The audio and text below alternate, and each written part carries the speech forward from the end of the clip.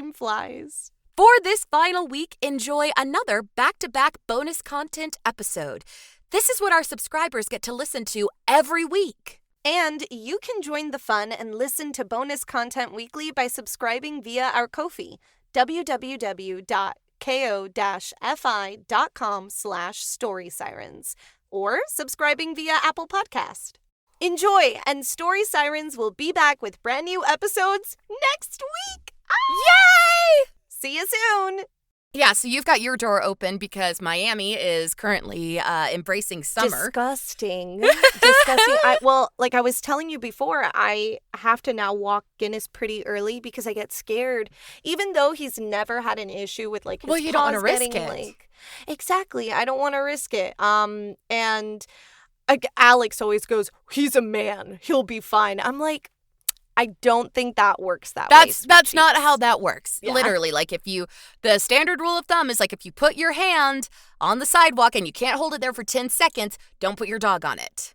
There you go. Yeah. I mean, either way, we both agree that no way after around noon, 1 o'clock, it's unbearable. Oh, you cannot go outside. You don't want to be out there and you're not covered in fur, so he doesn't want to be out there. Yeah. So, and usually what he'll start doing is if we take him out at 10-ish, 11, he will do his walk so quickly to just come back home. He knows too. Yeah. So because I don't know, I don't know if you go through this with Frank Church. Sometimes Guinness will just turn around and look at me. And I know exactly what he wants. He'll just look at me and be like, why am I here? Why am I out here? No, he's like, what's going on? Yeah. So when it's cold outside and I tell him, hey, Bubby, let's go back home, he'll turn and look at me with his little leash. And he's not talking, but I hear him saying, no, I want to keep walking. They've got so much sass. He'll tell me, I want to go this way, not that way. And I let him because I'm like, you know what? You're at home all day.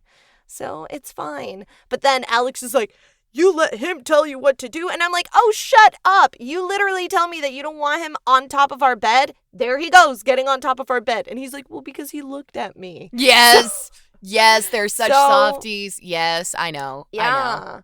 Yeah, but it's strange. They have their own communication with you. They really insane. do. They really do. There was, last night, Frank Church was just, staring me down for a little while. I was like, what's up? Do you need to go to the bathroom? And he had no reaction. And I'm like, what's going on? And I think part of it's just because while I've been in recovery, every now and then he just looks at me like, you good? Are you alive? I am alive. And just as context, nothing major has happened or anything. It's just the fact I had to have my gallbladder removed last week. And, that's right. Yeah. We were talking about that. So yeah. Now the audience knows. The audience knows. It was not a corn allergy. It was my gallbladder. It was at 35% failure. They did they did an autopsy on my gallbladder. No, but they did send me the notice letting me know that it wasn't cancerous or anything, which we knew it wasn't. But they did say there's sludge in here. I'm like, so it wasn't working. That explains so much. Great. So there you go. Stuff like that. It's fair that he's been wanting to, because he's like, Mama, why aren't you moving around as much? And I have not been moving around as much, and it is starting to drive me nuts. I have not been, hold on, as I yawn because this is so boring for her. I'm just tired all the time. But no, recovery has been totally fine, but I am starting to go a little stir crazy because I'm just okay, I want to be able to work my normal hours again. I want to have my normal physical activity. And I will say my energy is coming back and everything. Yesterday was I was going, oh, I'm starting to feel like myself again. Today I'm feeling like myself again. And then every now and then I'll reach for something and I'm like, okay, that hurt a little bit. All right, that's still healing. Settle down. All right. So we do it gently, but I don't want to do it gently. I think it's because we are the type of people that need to be in constant motion to feel productivity. Yes. There's no other way to explain it, because I do that too. Sarah and I, guys, whenever we're just on the couch for over 30 minutes, we will text each other going, do you think our career is over? Am I not doing enough? Yep.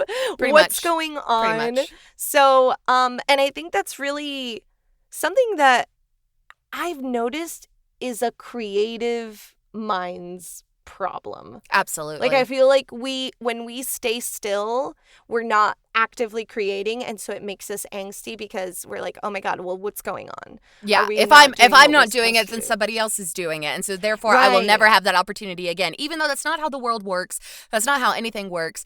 Rest is essential, especially for Yeah. creatives, because we do need a chance to like just recalibrate. Ooh, But yeah. rest is difficult for a lot of people because we are also in a society that demands we be productive 24/7. For sure. And so that's definitely kind of, crazy making. Yeah, and a lot of the times, being voice actors, podcasters, just creatives in general, there's a lot of roller coaster vibes. So one month you're like at the top and you're doing great, and it's just like you're making a good money, you're making great relationships.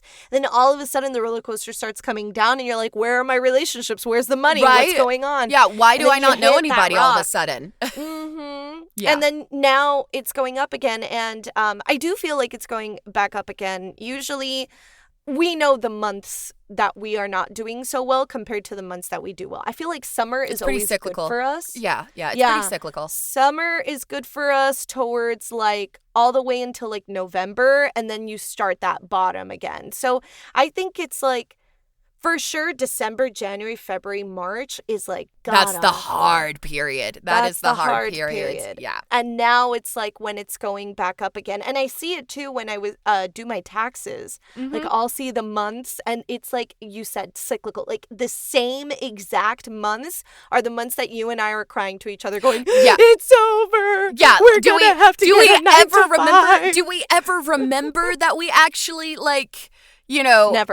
go through this every year? No, we never remember this. Do we actually remind ourselves this is how it goes every year, and this is just following a well-established pattern? No, we never No. remind ourselves of that. No. Come We on just now. lose What do our you think of ever-loving us? minds. So Exactly. And then yeah. we start saying, the 9 to 5. Oh my gosh. That's gonna be us. It's gonna be us.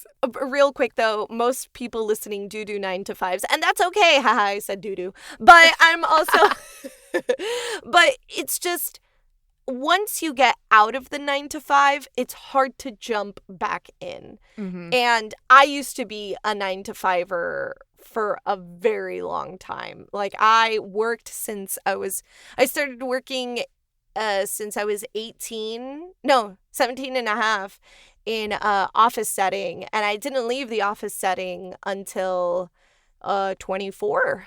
So Yeah. I had it for a very long time, and it was never 9 to 5. It was 9 to whenever you finish, or 8 Yeah. to whenever you finish. Yeah. I got yelled at a lot from my bosses. I got a lot of love from my bosses too.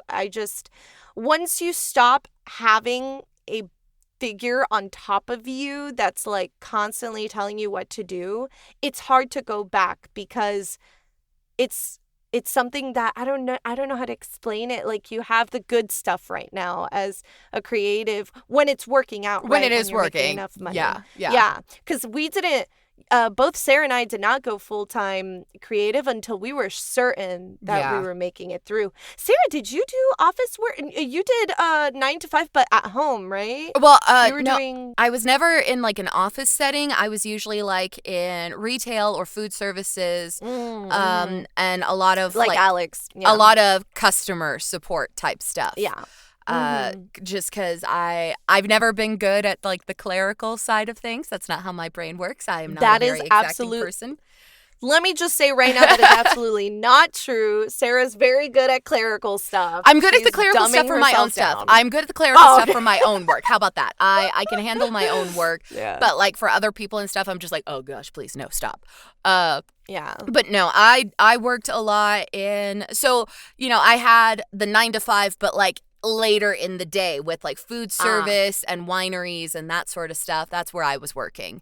That's where I was spending most of my time. And then there was a brief stupid stint in insurance that I attempted. And I remember. That's when I met you. Yeah, that was not a good idea. I am not built for that. Oh, don't worry. I cried so much. I cried so much Yeah. during that time period. But I learned quickly, and I pivoted. And that was actually pretty close to the time that I went full-time in voiceover. Yeah. Yeah, because we both decided we're going to Around go the same full-time. time. Everything, somehow we met, and it was just like, well, that's it. This is my best friend for life, and that's what we're doing. This is what we're doing. Yeah. So, I mean, it worked out, but, I mean, we never stopped cold turkey and then did just, like, full-time, because you can't. You can't. And I tell my students all the time, and I'm sure you've told your students too, like, I always tell my students, do not leave to Texas, to LA, to whatever, to pursue New York, your dreams without having something stable, or at least having like a good amount of savings that you know are going to liquidate pretty quickly by yourself, because it is difficult. This is not difficult, like something. And it's also not linear. It's the fact of from most successful business owners will tell you it takes 10 years to get your business going in a good position. And you can include the time that you're doing it part-time while you have your day job, or you could include the moment it goes full-time onward. That's a 10-year window. Yenny and I are in year 5.